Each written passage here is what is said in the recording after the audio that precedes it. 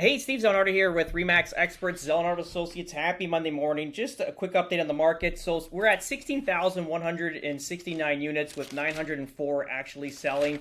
So very similar to last week. Again, we're starting to see more of an influx of inventory hitting the market, but very similar to last week. So I'm just kind of looking through my records here. So 16,125 was last week, and now we're at 16,169 with 904 units selling. So it's still pretty decent. We're not kind of jumping that much inventory. When we start seeing the 16.5, 16.8, 17, 17.5, then we're obviously in a very aggressive loading of inventory. Just remember, we're in the summer months now, so we're going to see a little bit of tailing off of people listing properties. So this might obviously be a tail up from properties that didn't sell, then also the new input going on. I know we're carrying about 12 listings now in Toronto, so we have a whole book full of business. And what we're doing is adjusting prices. We did a major price drop over the weekend on one listing. We got a showing on the weekend also, so hopefully that materializes into something. And then also, well, we had a property we listed two last week, and we held back offers. One did sell on the night of the offer date. The other one did not sell. And again, these are warnings that we tell our clients that don't worry if it doesn't sell on the offer presentation date, because ultimately the good thing is we get a lot of eyeballs through the property. So we had like 12 to 15 showings in like 3 to 4 days. So we had a lot of buyers come through the property. And what we advise is if it doesn't sell, don't worry about it. We'll probably get it sold within 2 to 3 days after that. And that's what exactly happened. So we went to offer date. We got one offer in. It was low. Couldn't get anyone else to come to the table. Why? Because buyers are threatened by this bidding war situation, which I don't blame them either. And they're thinking that it's going to go to some sort of astronomical numbers. We try to calm them down prior to the offer date and say, hey, just submit. We're not expecting, let's say, crazy amounts of what we'd normally expect. This is just something so we can get the property on and off the market a lot sooner, just based on our clients' needs with their family. They'd rather have the property off the market. So this is what we did. And again,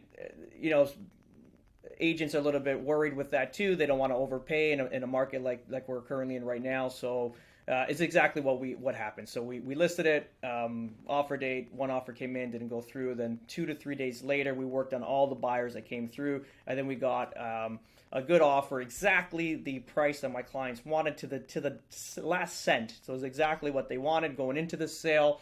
And now we're just conditional on finance in the next couple of days, so that's good. We're super happy with them and in that process that just took place with their sale. Talking about a few other things here. Let's see. Let's open up to some articles. I love this title. This is the best. Softness is starting to creep into Canadian economy, economists say. No shit. If you're going to raise the rates astronomically, that's going to be the outcome in the coming into this new year. Again, they're looking at this always like 6 weeks delayed of everything that we're seeing here, and I always mention it. So if you heard this in the past, we're canaries in the mine shaft. Like we kind of see things on a daily. How things are flowing, especially with showings. We know once the showings stop, we're in deep trouble, especially with listings. And again, we're carrying like 12 listings. We're putting another one up today.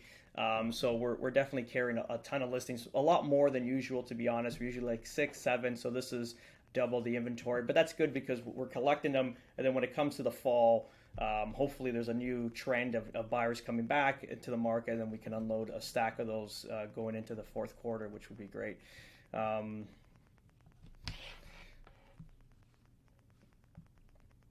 I don't know why I saved this article. There's a reason why. But anyway, I think it was more the title. So basically, they're talking about softness starting to creep into the Canadian economy. Economists say just based on all the basically over the policy rate increases. But we all know that because this is a natural reaction. Clearly, they have to do that for inflation. The only thing is that they're talking about how long this is going to last. That's more of the issue. To the mid of 2025. Also, like clients, I don't know, if you can hold onto the property for the next year and a half at the new super rates, if you have to, and we should call them super rates. So the new super rates,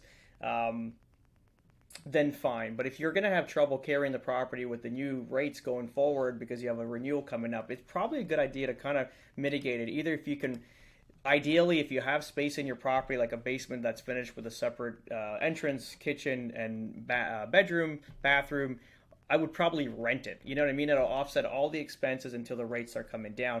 But again, rates, do we see them coming down to the historic lows that we've just had, or we've been so used to the last 3 to 5 years? I don't think so. I think we're going to be at that like 3.5, 4% going forward, which is a lot better than it is currently right now, but it is a lot more expensive than what we're normally used to.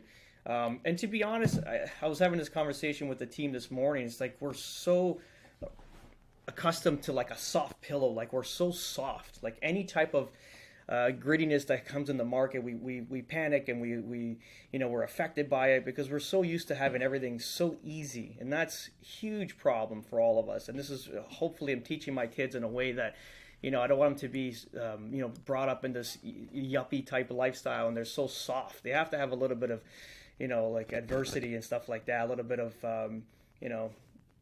similar to how we grew up or how I grew up, to be honest. Was like you kind of you had to fight through everything, and that gives you a lot of strength, a lot of backbone. When there's problems, you kind of push through, and that's hopefully what I'm teaching them. This is exciting, to be honest. The great Rolex recession is here. How the Fed crushed the luxury watch boom. I'm looking for a new watch. I haven't bought something since 2016. It was a Breitling, nice heritage with the rose gold, but it hasn't been since then. So this is good news. One of two reasons. One, because I want to buy a watch too. Two, it's the obviously if the luxury market's taking a beating, is telling you what's going on with the consumers right now. They're obviously not out spending like they used to, so that's obviously caused by inflation, and then obviously people are tightening their belts going forward. So that's good news on both parts of that. So if you see here, it says watch charts overall market index, which tracks the price of 60 timepieces from top brands including Rolex, Patek, and Audemire's, has plunged 32% from March of 22's peak. I know because if you're looking at a Submariner Rolex, you're like I think it's $19,000 to $20,000 at one point, and that watch I could have bought it 10 years ago for $5,000, $6,000. So if it's at 19,000. So it's gone down about $6,000. Let's see if it's 19,000 times 30%. I think that works out.